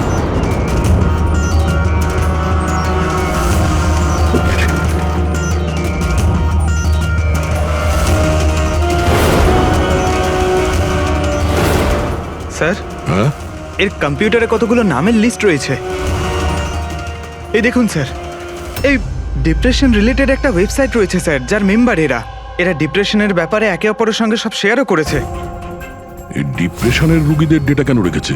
এই দেখুন স্যার, এই সোনিয়া স্যার, ও লিখেছে যে আমার মেয়ের মৃত্যুর আঘাত আমি সহ্য করতে পারবো না। একটা কাজ করো, স্ক্রল করো নিচে, হতে পারে তন্ময়ও আছে এর মধ্যে। স্যার এই দেখুন, আমার আরতি আমায় ছেড়ে দিয়েছে, আমার এই পৃথিবীতে বেঁচে থেকে আর কোনো লাভ নেই, আমার জীবনে আর কোনো উদ্দেশ্যই নেই। তার মানে কেউ তো আছে যে ডিপ্রেশনে ভোগা লোক দিয়ে এইগুলো করাচ্ছে, ওদের ভুল বোঝাচ্ছে, যাতে এই লোকগুলো অন্য কাউকে খুন করে নিজের জীবন দিয়ে দেয়। পঙ্কজ একটা কাজ করো, এই লিস্টে যত নাম আছে আমাদের সবার সঙ্গে কন্ট্যাক্ট করতে হবে। লিস্টে নাম অনেকগুলো আছে আর সময়ও কম আমাদের কাছে। চলো। স্যার ওই লিস্টে যাদের নাম ছিল আমি সবার সঙ্গেই কথা বলেছি, কিন্তু স্যার আমি তেমন কিছু জানতেই পারিনি। একটা মেয়ের ব্যাপারে বলছিল না, কি নাম ওর? হ্যাঁ স্যার, ওকে পুরবি নিয়ে আসছে। ওকে আসুন স্যার, এই সেই মেয়ে। ওর স্বামীর মৃত্যুর পর ওই ফোরামে ওই পোস্ট লিখতো। হ্যাঁ স্যার। শোনো, এই সিম্বলটাকে দেখো। স্যার এটা তো ওই চিহ্নটাই যেটা ওই।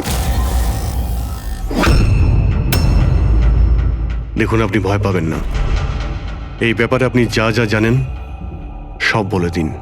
স্যার অ্যাকচুয়ালি কিছু সপ্তাহ আগে আমার কাছে একটা মেল আসে, যেটায় লেখা ছিল যে কেউ একটা ওয়ার্কশপ করছে, যেটায় তারা ওই লোকগুলোকে সাহায্য করতে চেয়েছিল যারা নিজের কাউকে হারিয়েছে। ও তো ব্যাস, আমি ওই ওয়ার্কশপের জন্য হ্যাঁ বলে দিয়েছিলাম। তারপরে তার কিছু সপ্তাহ বাদেই পোস্টে একটা চিঠি আসে, আর আমি ওই ওয়ার্কশপের জন্য বেরিয়ে পড়ি। আর তারপর ওরা আমায় ভ্যানে করে নিয়ে যায়, যেটা একটাও জানলা ছিল না। তারপর আমি একটা অদ্ভুত জায়গায় পৌঁছলাম, আর তারপর ওই ঘরেই আমি এই চিহ্নটা দেখি। এই দুনিয়া একটা নদীর মতো, একটা সমুদ্র, দুঃখের সমুদ্র। আমরা সবাই এখানে সুখের সন্ধানে ঘুরছি, যখন আমাদের একটাই আসল উদ্দেশ্য হলো দুঃখ ভোগ করা। কিন্তু কোনো ব্যাপার নয়, আমি তোমাদের মতো হারিয়ে যাওয়া মানুষদের এই অন্ধকার থেকে দূর ওই আলোতে নিয়ে যাব। আমি তোমাদের সবাইকে শেখাবো যে কিভাবে এই দুঃখের সমুদ্রে খুশির নৌকা চালাতে হয়। তাহলে বলো, তোমরা আমার সাথে আছো? হ্যাঁ, আছি। তোমরা সবাই জানেশের সাথে আছো? হ্যাঁ, আছি। তাহলে মারা যাওয়ার আগেই তন্ময় এরই নাম নিচ্ছিল স্যার। জান এমন একটা লোক যে মানুষের মধ্যে অন্ধবিশ্বাস ছড়াচ্ছে, আর লোকে ওকে ভরসাও করছে, বিশ্বাসও করছে। স্যার খুব তাড়াতাড়ি ওকে আমাদের ধরতেই হবে। কোথায় নিয়ে গিয়েছিল তোমাকে? তোমার কিছু মনে আছে? না স্যার, ওই ভ্যানে একটাও জানলা ছিল না, তাই আমি কিছু দেখতে পাইনি। অভিজিৎ, এই লিস্টে যতজন লোক আছে সবার সঙ্গে কন্ট্যাক্ট করো। জানি না ওদের পরের শিকার কে হবে আর কে হবে খুনি।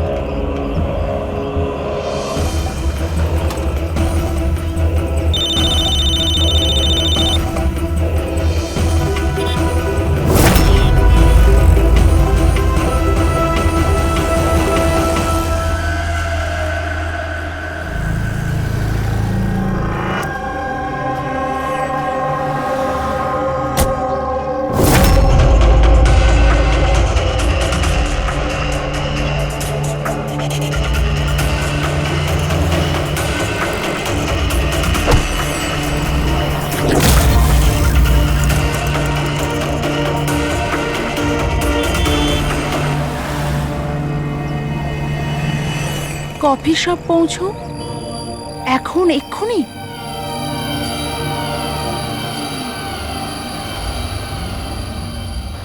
আচ্ছা, ওরা তোমায় কোথায় নিয়ে গিয়েছিল, কত দূরে, কোথায়, কিছু কিছু মনে আছে তোমার? এত সপ্তাহ হয়ে গেছে যে আমার কিছুই ভালো করে মনে নেই। কিন্তু তোমার কিছু তো মনে আছে?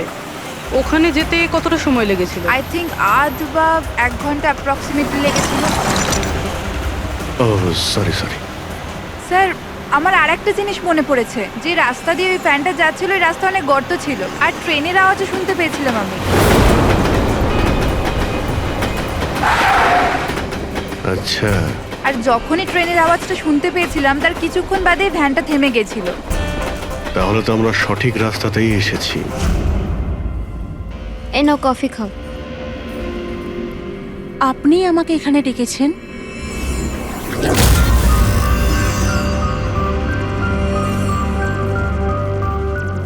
কি হলো, কাজটা মাঝপথে কেন ছেড়ে এলে? আমার দ্বারা এটা হবে না। একটা নিরীহ বাচ্চাকে অনাথ করতে চাই না। আমি না কারোর প্রাণ নেব আর না নিজের প্রাণ দেব। জেনিসকে দেওয়া কথা এত সহজেই তুমি ভুলে গেলে? দুঃখ থেকে তুমি মুক্তি পেতে চাও না? আমি এটা খুব ভালো করে বুঝতে পেরেছি। দুঃখের থেকে মুক্তি পেতে নিজের প্রাণ নয়, বরং জীবনের সমস্যা থেকে লড়াই করে পাওয়া যাবে। এই জন্য আমি ভেবে নিয়েছি, আমি আমার জীবনে নতুন করে বাঁচতে চাই।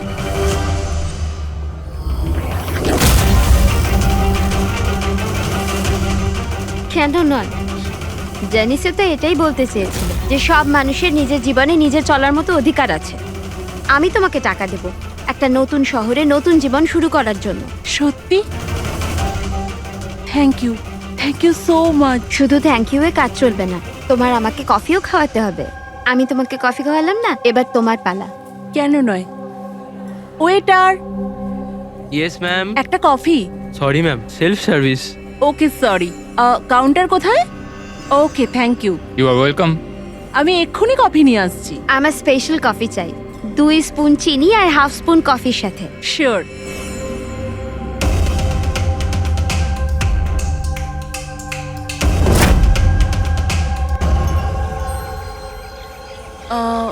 এক কাপ কফি, মিল্ক 1 চামচ চিনি। কি বলেছিল জিজ্ঞেস করি।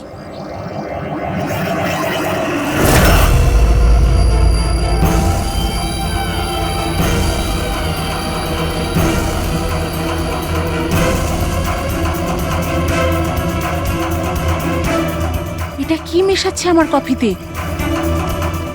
নিশ্চয়ই এটা বিষ হবে। এরা এত তাড়াতাড়ি আমাকে মুক্তি দেবে না মনে হয়।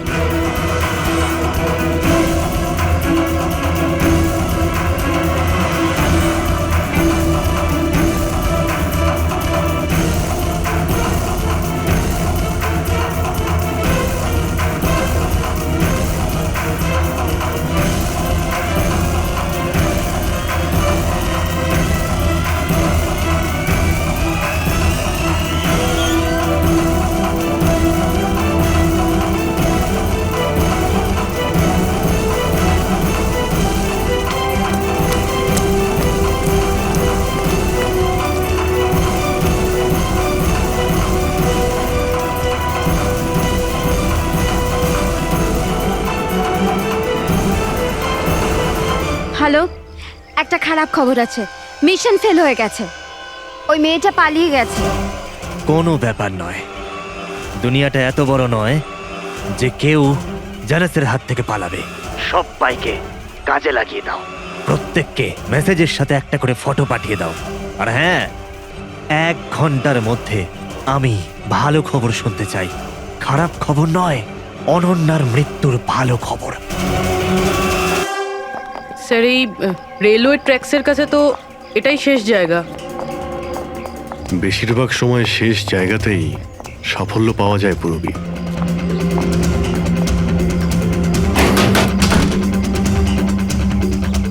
কার সাথে দেখা করতে চান? এই ফার্ম হাউসের মালিককে। মালিক তো বিদেশে থাকে, আমি এখানকার কেয়ারটেকার। তাহলে ফার্ম হাউসটা একবার দেখে নি। বাহ বাহ বাহ, আপনার মালিকের বাংলো তো আরে, খুবই স্যার। সুন্দর। হ্যাঁ, আরে আপনারা দাঁড়ান, কোথায় যাচ্ছেন আপনারা? হ্যাঁ, যদি আপনারা ফার্ম হাউস কিনতে চান তো ভুলে যান, আমাদের সাহেব বিক্রি করবে না। কোনো ব্যাপার না, আমি অন্য ফার্ম হাউস কিনে নেব। আচ্ছা এখানে কি আশেপাশে আছে কোনো খালি বাড়ি বা কোনো ফার্ম হাউসের মতো? স্যার 15 মিনিট এগিয়ে গেলে একটা ফার্ম হাউস আছে, ফাঁকাই থাকে, পারলে আপনারা দেখে নিন।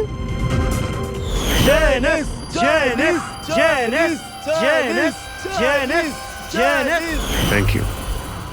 স্যার স্যার এটাই ওই জায়গা, এই লোকটা ওই রিংটাই পড়ে আছে।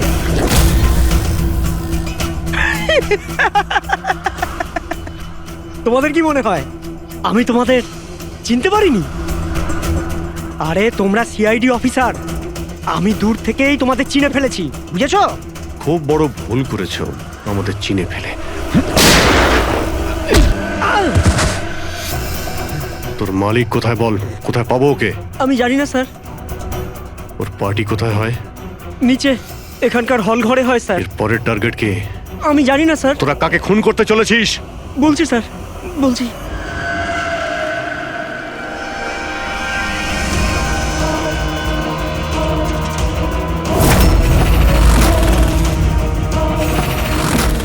কোথায় লুকোবো আমি ওদের থেকে? কোথায় যাব আমি? ফোনটাও এখনই বন্ধ হলো, কি করব আমি? ভিড়ের মধ্যে চলে যাই, তখনই বাঁচবো আমি।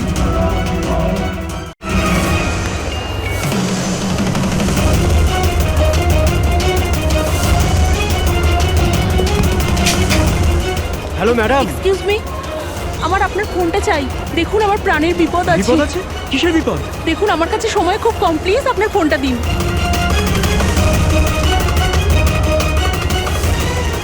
ফোনটা তোলো।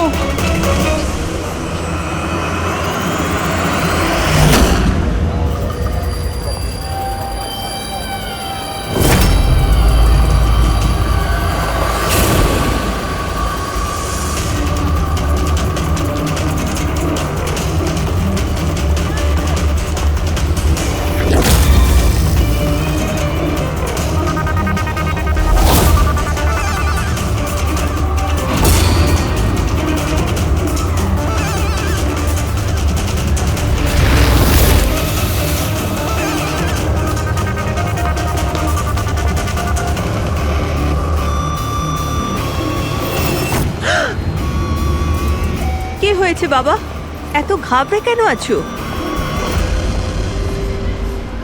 আমাকে কেউ মারতে চায়। মারতে চায়? তুমি ভয় পেও না, আমি এখনই সিআইডি কে ফোন করছি। তুমি এখানে কোথাও লুকিয়ে পড়ো।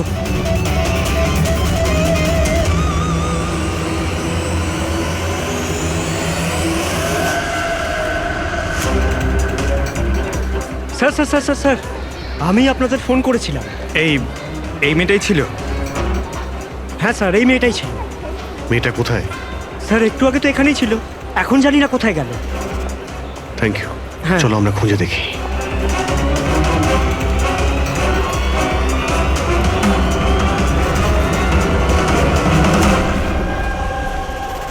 এই শোনো। কি হয়েছে? সরি, আপনি এই মেয়েটাকে দেখেছেন? আপনি কে? আরে বাবা, আমি সিআইডি অফিসার। দেখেছেন আপনি ওকে? একটু ভালো করে দেখুন। না।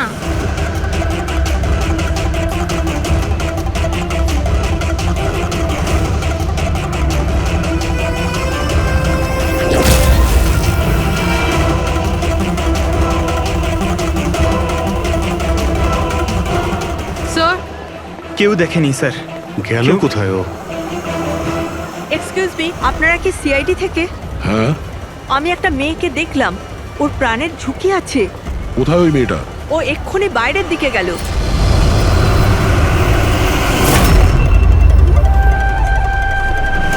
আমি তো এখানে, উনি সিআইডি কে বাইরে কেন পাঠাচ্ছেন? স্যার,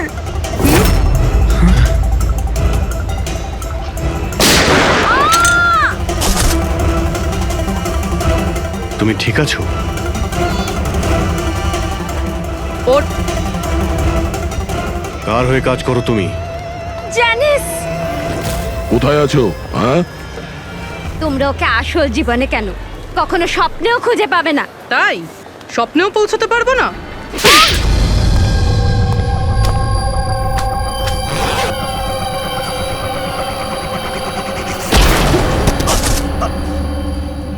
আরে স্যার, আপনি যাচ্ছেন কোথায়? হ্যাঁ, আপনার সঙ্গে আমরা দেখা করতে এসেছি আর আপনি চলে যাচ্ছেন। বলুন না, দুঃখের চিকিৎসা কি? দুঃখের চিকিৎসা মেকআপ সরিয়ে আসল চেহারাতে ফিরে আসা। কি ঠিক বললাম তো?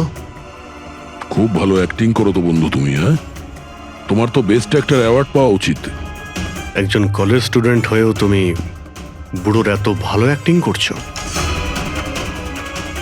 ঠিক বলছি তো মিস্টার আমান?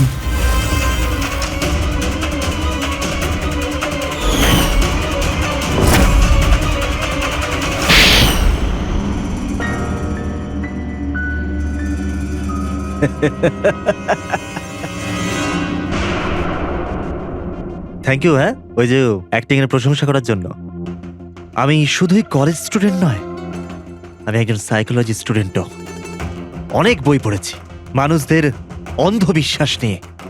হ্যাঁ, তো ওদের স্রেফ ওটাই শোনাও যা ওরা শুনতে চায়। ব্যাস ব্যাস, একবার ওদের দুর্বল জায়গা হাতে চলে আসলে না, ওদের দিয়ে সবকিছু করানো মুশকিল নয়। ওগুলো আমরা সব জানি, কিন্তু তুমি ওদের দিয়ে কাউকে খুন কি করে করালে আর পরে আত্মহত্যাও করলো? এটা বেশি মুশকিল ছিল না। এই যে সন্ত্রাসবাদীরা হয় না, হয়তো ওরাও এটাই করে। ঠিক বলেছ, আতঙ্কবাদীরা জন্ম নেয় না, তাদের তৈরি করা হয়, ব্রেন ওয়াশ করা হয়, যেমন তুমি ব্রেন ওয়াশ করেছো এদের।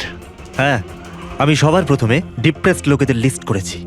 কেউ নিজের গার্লফ্রেন্ডের চলে যাওয়ার কারণে ডিপ্রেসড ছিল, কেউ নিজের ছেলের মৃত্যুতে দুঃখী ছিল, ইত্যাদি ইত্যাদি।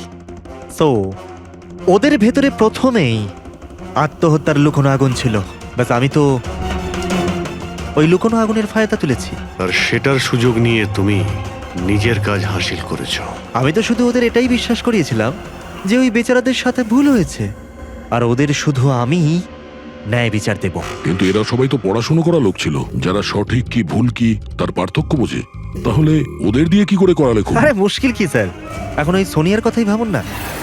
ওর ছেলের মৃত্যু একটা অ্যাক্সিডেন্টে হয়েছিল, তো আমি ওকে শুধু এটাই বিশ্বাস করেছিলাম যে এমন পৃথিবীতে অনেক লোক আছে যারা এরকম কাজ করে আরামে বেঁচে আছে। তাই আমি সোনিয়াকে এটাই বলেছিলাম যে ওর জীবনের স্রেফ একটাই উদ্দেশ্য, যে এই সব লোকেদের মধ্যে একজনকে মেরে দিক, আর ও পরের জন্মে গিয়ে ছেলের সাথে দেখা করতে পারবে। তারপর কি হলো, ও প্রথমে নেহাকে খুন করলো আর তারপর নিজেকেও মেরে দিল। ব্যাস স্যার, এভাবেই সোনিয়ার মতো অনেককেই আমি মিথ্যে প্রতিশ্রুতি, মিথ্যে আশা দিলাম, আর যেটা আমি চাইছিলাম সেটাই ওদের দিয়ে করালাম।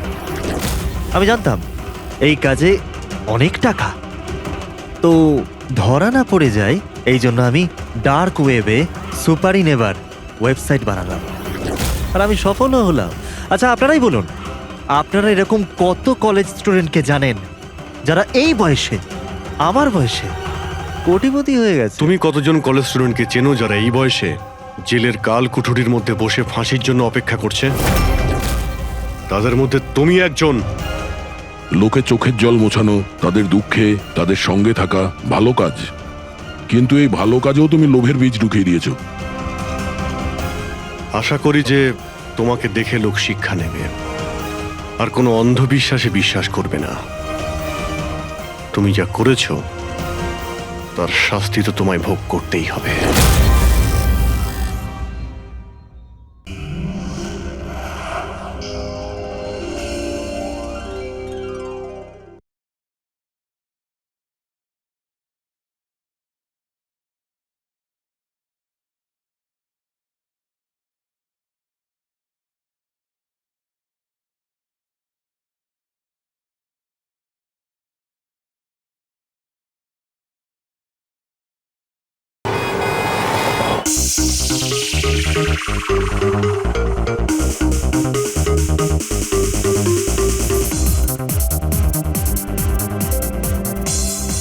আজ আমি খুব খুশি হয়েছি। আজ যদি তোমার মা বেঁচে থাকতেন না, উনিও খুব খুশি হতেন। তুমি আমার জন্য অনেক কিছু করেছো বাবা, মায়ের অভাব কোনোদিন বুঝতেই দাওনি। ওই তো